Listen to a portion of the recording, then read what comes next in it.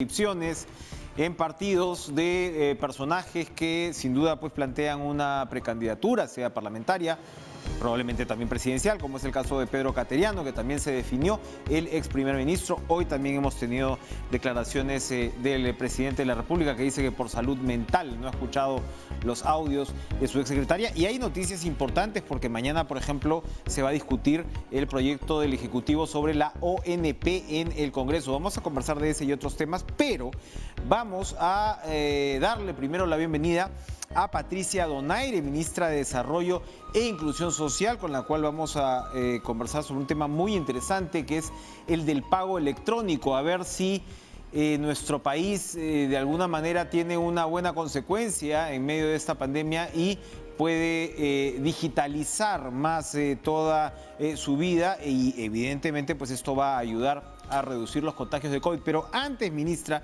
quería preguntarle sobre los acercamientos de los últimos días entre el Ejecutivo y el Legislativo. El presidente Vizcarra hoy ha insistido que el Perú no quiere ver a sus autoridades pues separadas. Luego del Consejo de Estado ha tenido pues una reunión también aparte con el presidente del Congreso, con Manuel Merino de Lama, que ha dicho pues que la página se ha volteado. ¿Se ha volteado? ¿De verdad? ¿Cómo está usted? Buenas noches, gracias por estar con nosotros. Hola, buenas noches. Bueno, efectivamente, tanto Ejecutivo como Legislativo y Poder Judicial somos parte de la estructura del Estado, igual que el Tribunal Constitucional y los otros órganos constitucionales autónomos. Entonces, no podemos estar tratándonos como enemigos, más aún en una circunstancia en la que el Perú reclama la unidad para poder enfrentar esta pandemia con éxito. Y en ese marco es que el presidente de la República se ha reunido con el presidente del Congreso para poder conversar y para ver a qué acuerdos en favor del país se llegan en este escenario de pandemia. También se ha reunido el Consejo de Estado, en el que hemos participado algunos ministros, para obviamente también informar respecto a los avances en nuestros respectivos sectores y ver qué podemos trabajar conjuntamente con el Poder Legislativo. Cuénteme, ¿qué se arrojó precisamente de este Consejo de Estado? ¿Cuáles son las principales conclusiones y qué líneas de trabajo conjuntas se pueden encontrar o comprometer, mejor aún? Hay iniciativas legislativas importantes que vienen propuestas desde el Poder Judicial, también desde el Ministerio de Justicia, que van a ser plasmadas seguramente dentro de poco, y la ministra de Justicia las anunciará en materia de procesos civiles. También hay algunas modificaciones, algunas reformas constitucionales que están quedando pendientes y que algunos partidos sí han avanzado en su propuesta, como es el tema de la bicameralidad. Son diferentes modificaciones normativas que van a merecer dentro de poco seguramente algún análisis y algún trabajo conjunto de todas las instituciones, pero independientemente de eso, repito que el Consejo de Estado se ha reunido para poder recibir la información del trabajo que venimos haciendo como gobierno para enfrentar la pandemia, tanto en el sector salud, en el sector economía, en el sector desarrollo e inclusión social, en el sector justicia y en el sector trabajo. Y eso es lo que han llevado los presentes, ¿no? Nos quedamos, eso sí, sin la eliminación del voto preferencial. ¿Hay algún tipo de conclusión desde el Ejecutivo? Bueno, definitivamente eso ya no se puede implementar para este proceso electoral. De repente sea el escenario de la próxima elección de un Congreso a futuro que pueda verse dentro de un escenario sin voto preferencial. Efectivamente, en un tema muy discutible, para algunos era positivo que exista, para otros generaba una división interna entre los partidos, una competencia, entre comillas, desleal, pero es lo que tenemos y bajo ese marco serán las nuevas elecciones y esperamos que las otras reglas que sí han sido modificadas puedan generar un escenario mucho más positivo en el proceso electoral. Sin duda, será urgente. Antes de entrar a los temas propios de su cartera, cuéntenos por favor sobre las actividades que se van a reanudar en el marco de la fase 4 a partir de este jueves. ¿Cuáles son los criterios que se están utilizando para finalmente darle luz verde a estas? El criterio fundamental ha sido la reducción de los contagios y también la disminución de la hospitalización. Y eso ha sido importante para poder determinar si pueden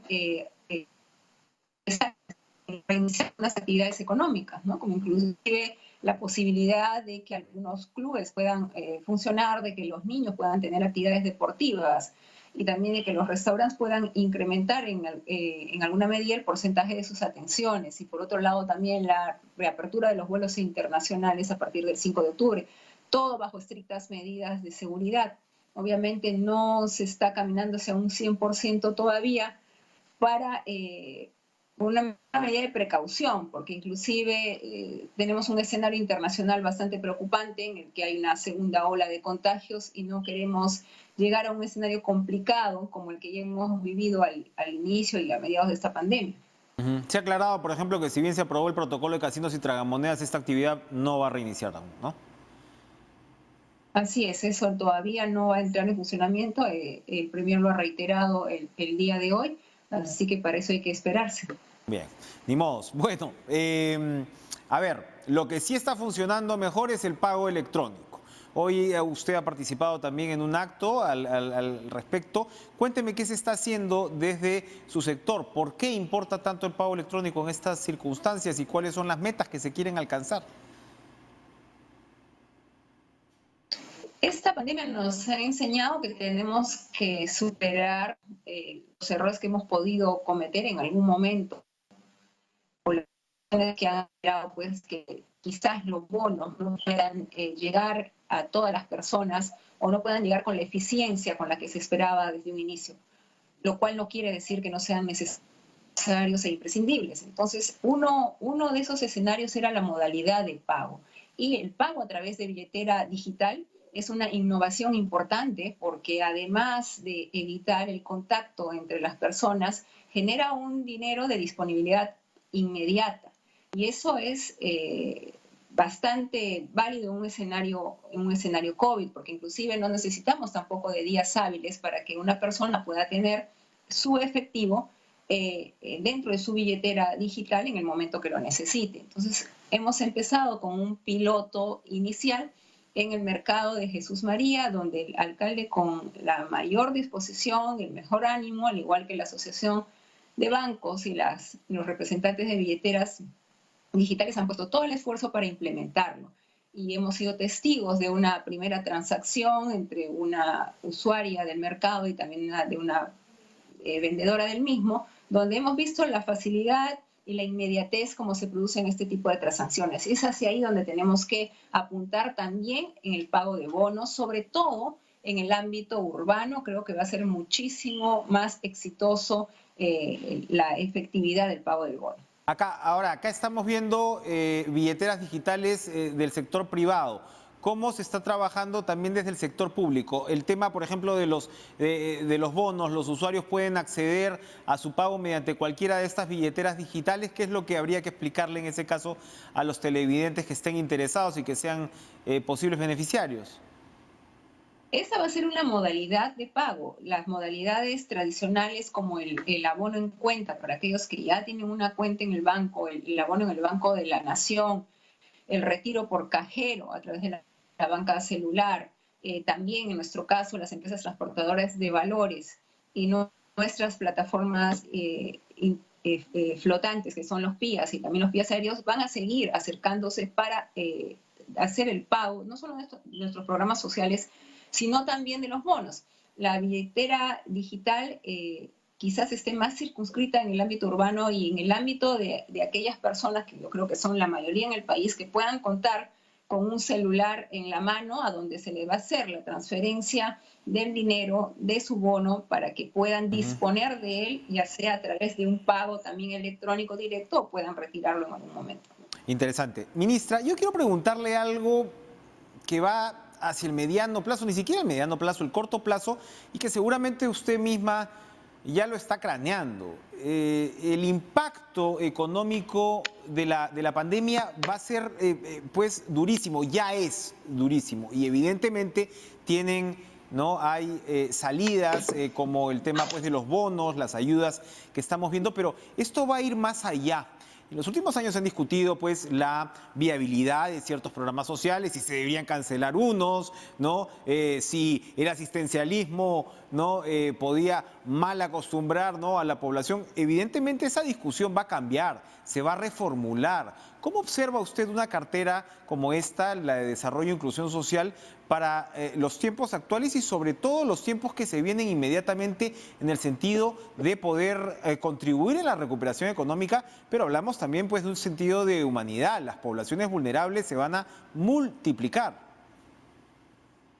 Es que es precisamente esta concepción equivocada que el Ministerio de Desarrollo e Inclusión Social es simplemente un ministerio de dádivas que está generando un escenario de no darle importancia a la labor que se realiza del MIDIS. El MIDIS es un ministerio de desarrollo, es un ministerio de inclusión para que todas aquellas personas que se encuentran fuera del sistema puedan ser incorporadas y puedan de alguna manera sentirse en condiciones de poder aportar más por su país. Nuestros programas sociales no otorgan dádivas. Nuestros programas sociales lo que pretenden es hacer que estas personas en situaciones de pobreza y pobreza extrema y de vulnerabilidad, cumpliendo con ciertas condiciones, puedan tener un efectivo, en algunos casos, en contraprestación por responsabilidades, como en el caso del programa Juntos, para poder, de alguna manera, también prepararse para enfrentar escenarios de retos económicos importantes. Por ejemplo, en el caso de Foncodes, nosotros no entregamos dinero. Lo que hacemos es capacitar a las poblaciones de zonas rurales para que puedan tener mejores ingresos económicos. Entonces, esto permite a estas personas que tengan la oportunidad de insertarse en actividades económicas.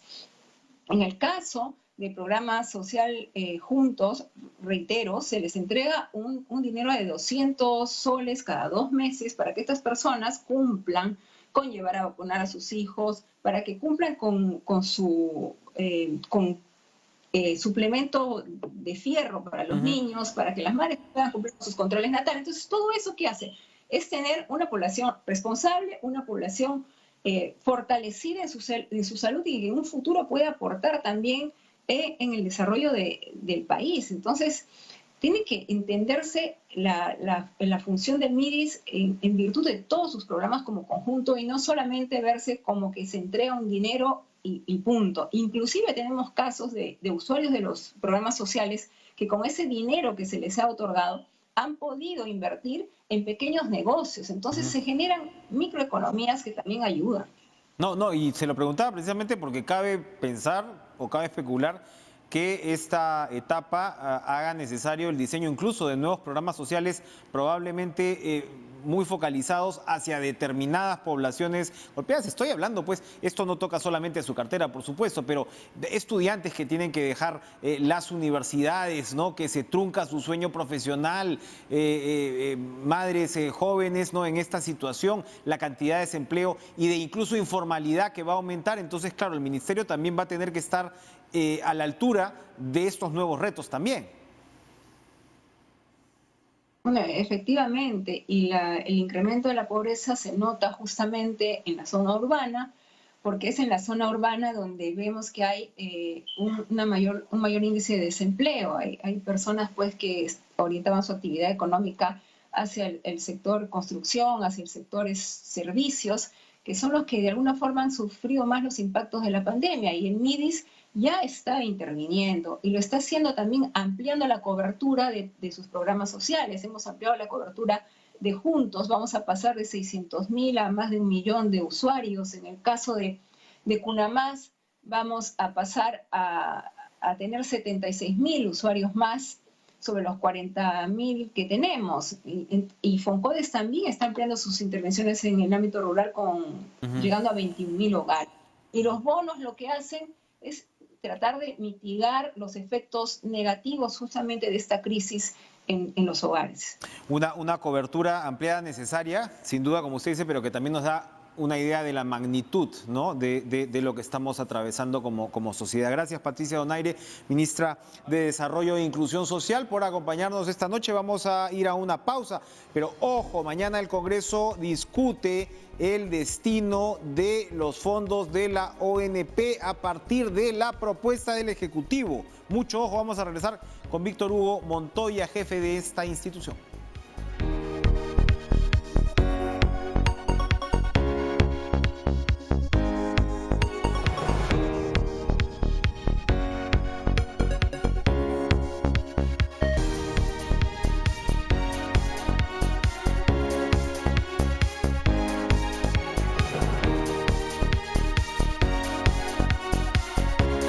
discutido por doquier, pero vale la pena volver a hacerlo. La ONP, a diferencia de la AFP, es un sistema solidario. Es decir, el que está trabajando ahora aporta para cubrir las pensiones de quien ya está jubilado. Entonces, el proyecto que pretende que los aportantes cobren lo que ellos han aportado, pues no tiene mucho sentido, porque son las pensiones de quienes ahora mismo están ya jubilados. No es como la AFP, donde uno tiene su cuenta personal, y en todo caso, bueno, eso ya tiene otro tipo de consecuencias, pero es finalmente una cuenta con nombre propio. Aquí no. Entonces, mañana, después de casi un mes, se va a discutir en la Comisión de Economía del Congreso del Congreso el proyecto de ley que envió el Ejecutivo, digamos, como contraataque de esta iniciativa, donde se establecen pues puntos bastante importantes para los beneficiarios, los aportantes y los usuarios de la ONP. Vamos a conversar con Víctor Hugo Montoya, jefe institucional de esta institución, a quien le damos la bienvenida. Lo primero, para que nos cuente cómo es el proceso de lo que se va a ver mañana, porque de todas maneras, señor Montoya, entiendo yo que hay un sector del Congreso que insiste con este retiro, entre comillas, de los fondos de la ONP. Buenas noches. ¿Qué tal, Enrique? Gracias por la invitación y saludo a tu teleaudiencia, ¿no? En efecto, la propuesta congresal busca otorgar una devolución de aportes a los afiliados al Sistema Nacional de Pensiones. Esto fue aprobado, fue aprobado por el Pleno del Congreso con 4 comisiones que la dictaminaron a favor, que fueron Economía, Trabajo, Presupuesto y Defensa del Consumidor. El Ejecutivo, en el proceso de análisis de la autógrafa, presentó un proyecto de ley que ha sido enviado a las comisiones de Economía y de Presupuesto, y mañana hemos sido invitados a la Comisión de Economía para explicar por qué estamos en desacuerdo con la propuesta congresal y qué es lo que proponemos el Ejecutivo como una alternativa viable a este proyecto. Creemos importante insistir en que aceptamos los objetivos del Congreso en la propuesta normativa. Creemos que es bueno que el sistema mejore, hay mucho margen de mejora en el sistema, y además también coincidimos que hay una necesidad de la población de ingresos actuales, porque la situación de la pandemia ha llevado a muchas familias a estar con necesidades económicas. Y por eso tenemos que encontrar caminos y tender puentes con el Congreso para encontrar juntos la mejor solución posible. Ahora, son aproximadamente 560.000 pensionistas que recibirán un bono extraordinario de 760 soles. En efecto, por más que los pensionistas en esta pandemia no se han visto afectados en la recepción de sus pensiones, e incluso le hemos dado facilidades para que puedan recibirlos en su domicilio a través de una figura que se llama pago a domicilio de los pensionistas. Además, pero sí consideramos que ellos es una población vulnerable y que requiere un apoyo por parte del Estado, y por eso se le está otorgando a los pensionistas un bono que será ejecutado de manera inmediata, ni bien se apruebe la ley, de 760 soles a su favor. ¿Por qué se calcula que son 1.2 millones de afiliados a la ONP que se han quedado sin trabajo, que van a verse beneficiados? ¿De qué estamos hablando ahí? ¿De los bonos? Efectivamente, de los 4.7 millones que son los afiliados al Sistema Nacional de Pensiones, calculamos que en la actualidad están trabajando, o sea, perciben un ingreso y aportan al sistema 1 millón de personas. 2.500.000 del resto ya reciben un bono, parte del bono universal, ya sea de manera personal o dentro de su familia.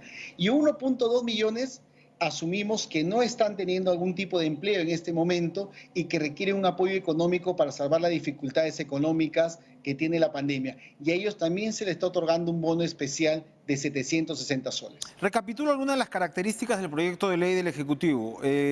Habrá pensiones a partir de 10 años de aportes, me parece que antes eran 25, ¿verdad? 20. Los afiliados podrán acceder a una pensión adelantada desde los 50 años, ¿no? Si es que tengan al menos 25 años de aportes, eso es interesante también. Habrá facilidades para personas con discapacidad, se podrá trabajar y recibir pensión a la vez. Es decir, parece, y hay otros puntos más, se flexibiliza los requisitos para reconocer aportes de los trabajadores. Parece ser un proyecto de ley en todo caso bastante completo, ¿no? Que encara la situación y que sin duda gratis no le va a salir al fisco. ¿Usted cree que de todas maneras se insista en el Congreso por el lado de este famoso retiro de aportes y cuéntenos cuál sería la consecuencia para el sistema que ya sabemos además está, entre comillas, subsidiado, ¿no?, por el Tesoro Público. En efecto, la propuesta del Ejecutivo implica un desembolso de dinero de parte del Tesoro Público, pero que no es inmediato salvo los bonos, porque el pago de las pensiones va a darse en el tiempo. Y el pago de las pensiones es muy importante, Enrique, que insistamos en que la gente tenga pensión. Las personas cuando tienen una edad avanzada y no pueden trabajar o tienen una situación de invalidez o discapacidad para el trabajo y no pueden trabajar, están en este sistema permitiendo que tengan un ingreso para él, aseguramiento a su familia y un tema muy importante que es un tema de seguro dentro de salud. Por lo tanto, hay una atención médica que es muy importante para personas adultas mayores. En caso de la persona retirarse parte de sus fondos, lo que se haría es alejarse del gran objetivo de tener pensiones. Y en un sistema como el nuestro, en un país como el nuestro, que hay tantas carencias, la gente requiere un apoyo en su etapa de adulto, cuando es adulto mayor.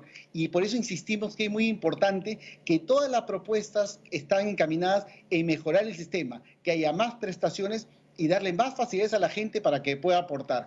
Y eso estamos en consonancia con la gran reforma integral que estamos proponiendo para el Estado. En la reforma del Sistema Nacional de Pensiones, en conjunción con el sistema privado de pensiones, hace que haya más personas aportando, mejores pensiones y más gente recibiendo pensión. Creemos que ese es el gran objetivo. En un primer paso estamos viendo la mejora del Sistema Nacional de Pensiones, pero el objetivo final es una reforma integral de pensiones.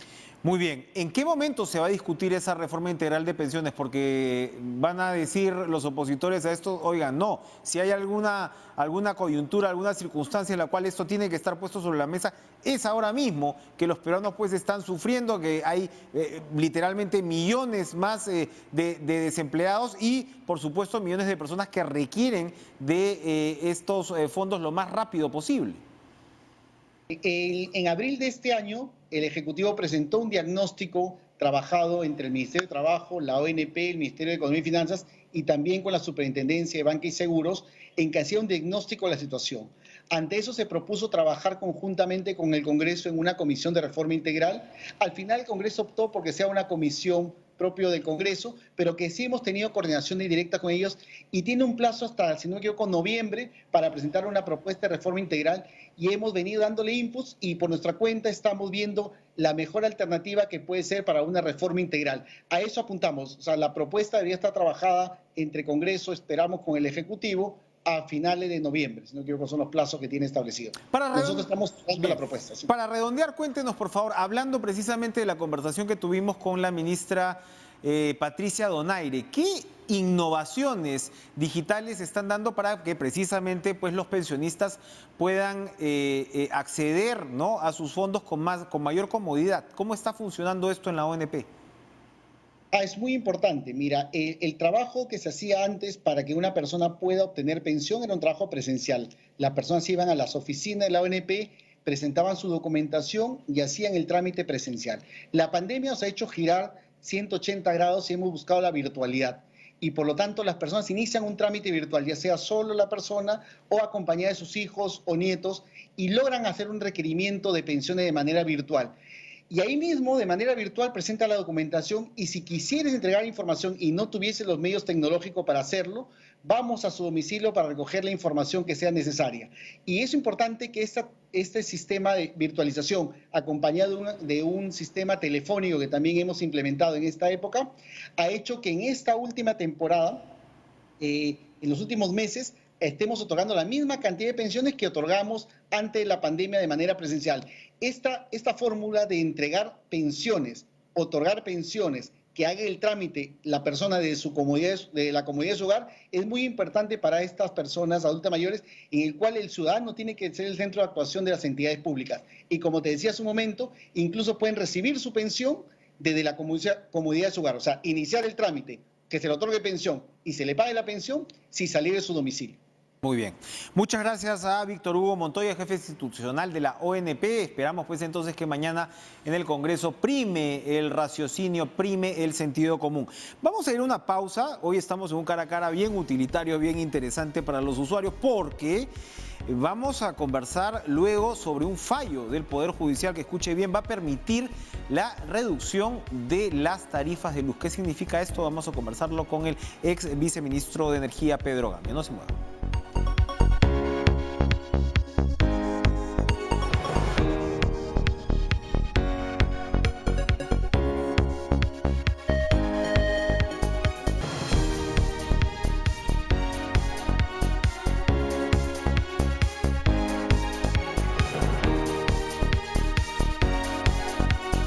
Usted, señor, señora, que a veces padece con el recibo de luz, un decreto supremo del año 2017, el Ministerio de Energía y Minas, le permitía a las empresas generadoras de electricidad declarar que sus costos de gas para la generación eran cercanos o iguales a cero. Eso fue, o sea, eran costos no auditados. Permitía declarar costos no auditados. Las generadoras hicieron efectivamente esto. Y le vendieron, entre comillas, a un grupo de grandes empresas esta energía subvaluada. Pero esta subvaluación la pagaba usted, yo, nosotros, en nuestros recibos, ¿no?, durante estos 3 años. La Corte Suprema ha definido que esto no va más. Este decreto supremo deja pues de existir, de funcionar, y se corrige, suponemos, esperamos, esta distorsión del mercado por la cual se habrían pagado decenas de millones de dólares. Son 72 millones de dólares anuales. Estamos hablando de más de 200 millones de dólares que han pagado millones de hogares peruanos mientras ha regido este decreto supremo. Para entender mejor la situación, vamos a conversar con Pedro Gamio, ex viceministro de Energía.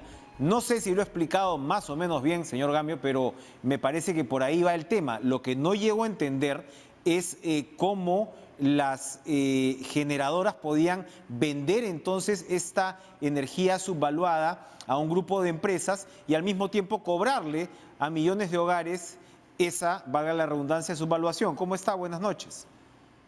Buenas noches, con todo gusto. Lo que pasa es que hace aproximadamente 5 años empezó esta práctica que no es evidentemente una buena práctica de libre competencia.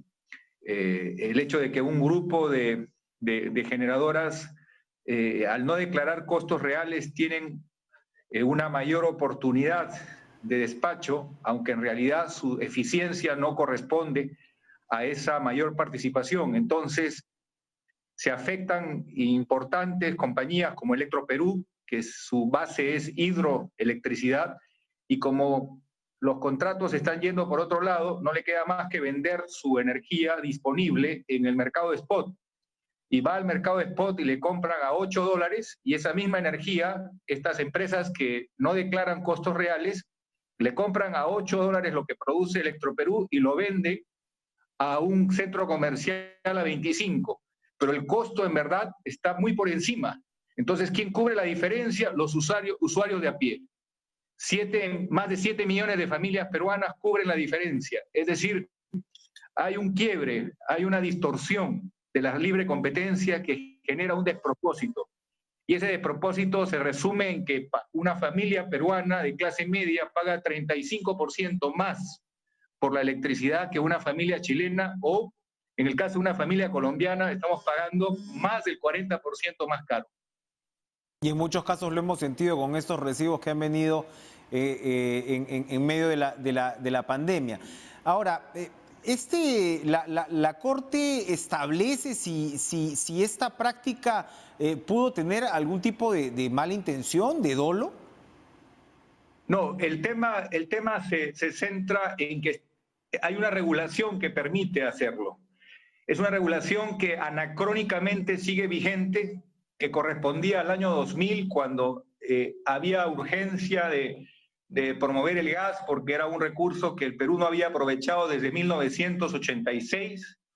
Entonces se dictó este incentivo, que corresponde a una época y no corresponde a lo que vivimos desde el 2015. Entonces, el poder regulador del Estado aquí ha brillado por su ausencia, porque estas son distorsiones que se pueden evitar y corregir si es que no se han previsto.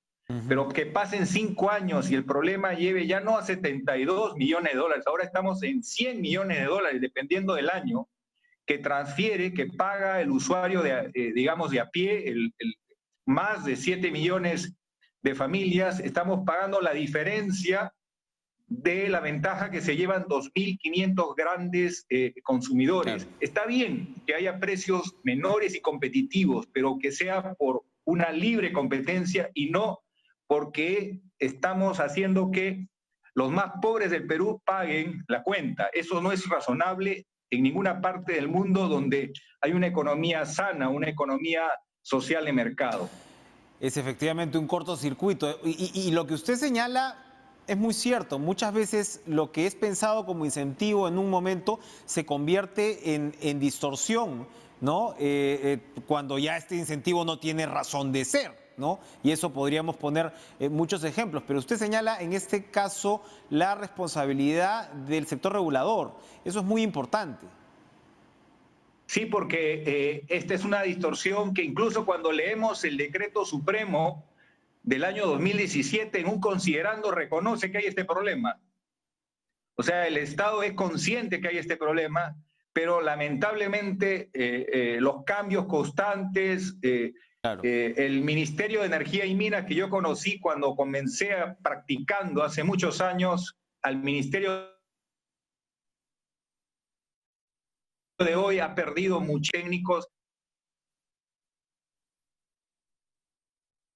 Parece que tenemos problemas con la señal y efectivamente Ocinermin pues está en un proceso de reestructuración. Cabría también preguntarle pues a las nuevas autoridades ¿no? ¿Cómo va a funcionar esto? Le decía, señor Gamio, que efectivamente Ocinermin está en un proceso de reestructuración. Se ha reconocido aparentemente las deficiencias que usted señala de los últimos años.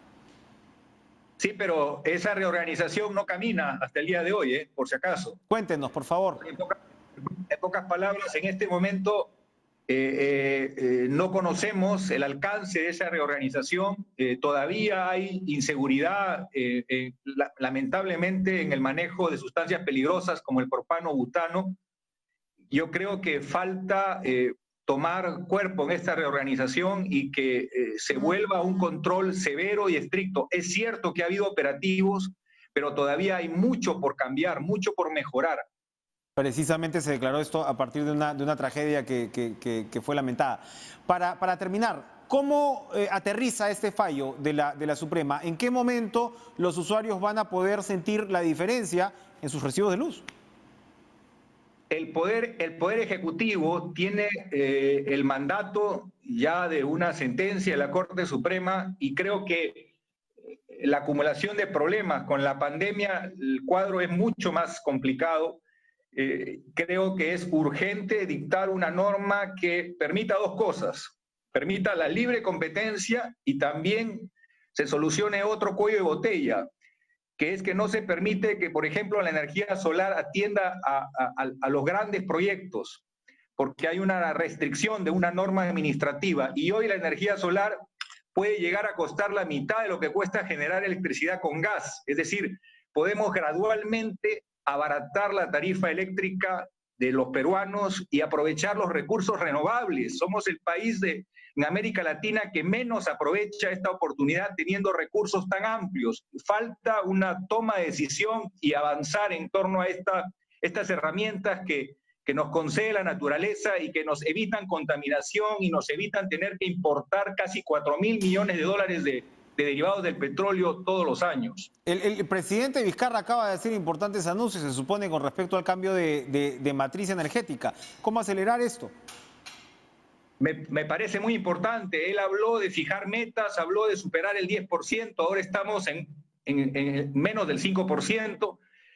Fijando metas, tomando decisiones, acabamos con estos cuellos de botella, con estas distorsiones y la gente va a percibir en el bolsillo que hay un ahorro y también un crecimiento sostenible para el país.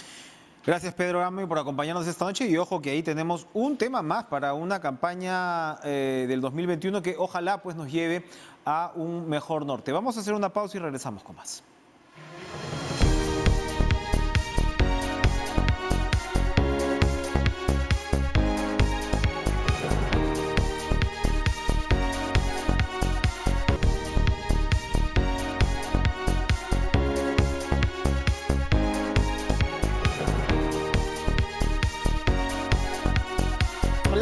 pasada tuvimos una interesante conversación con Marisol Pérez Tello en este programa donde lo realmente prometedor fue que ella decía, oigan, quienes tenemos aspiraciones presidenciales en el PPC como ella, el señor Alberto Bengolea, el señor Carlos Neuhaus, antes de impulsar, ¿no?, una candidatura, preferían ellos hablar de las posibilidades de alianzas.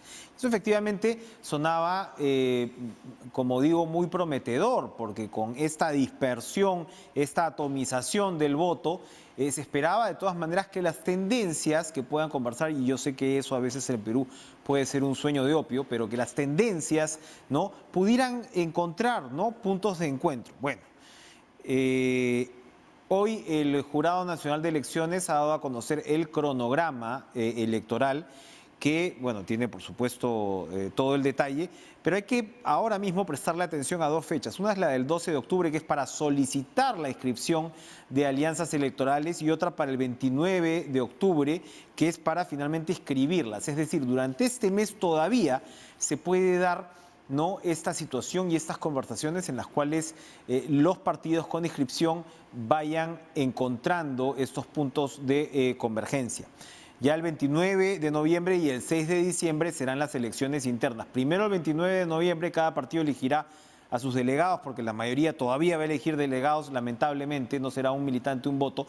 Y el 6 de diciembre, estos delegados elegirán pues a los candidatos. Entonces ahí tendremos ya, más o menos conoceremos sobre cuál será el terreno en el que nos moveremos al año siguiente. Esto ocurre, ¿no?, mientras finalmente se confirmó la inscripción pues del ex primer ministro Pedro Cateriano en Todos por el Perú, que tiene pues un escenario complejo, ¿no?, porque como recordamos, el señor Fernando Sillonis también se había inscrito en este partido, pero hay un choque dentro de su dirigencia, ¿no? El señor Áureo Segarra, recordemos que este fue el partido, voy a decirlo de manera elegante, anfitrión de las aspiraciones de Julio Guzmán, ¿no?, en el año 2016, que se cayeron, por supuesto, por razones de trámites electorales, pero ahora vuelve a la cancha con estas nuevas figuras. Vamos a ver qué pasa. Seguramente podremos conversar con Pedro Cateriano en los próximos días. Y sí,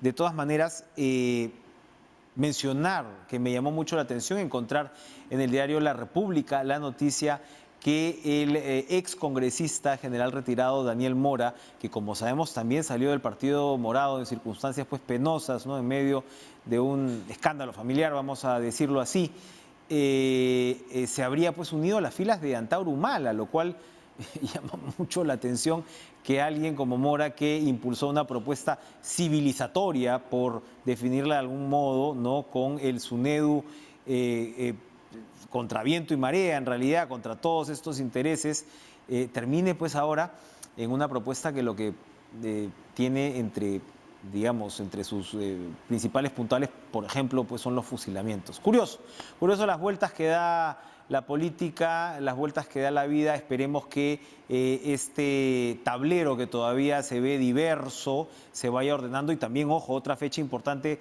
es, me parece que es el 11 de octubre, la de la renuncia, ¿no?, o mejor dicho, la licencia que deben solicitar los funcionarios públicos que vayan a ser candidatos. Esto, por supuesto, seguramente va a alcanzar a un distrito que está aquí nomás, La Victoria. Ya nos iremos enterando, ya iremos definiendo todos estos puntos. Yo los dejo con Cuerpo Médico, con la programación de TV Perú, y nos reencontramos mañana con más Cara a Cara. Que tengan una excelente noche.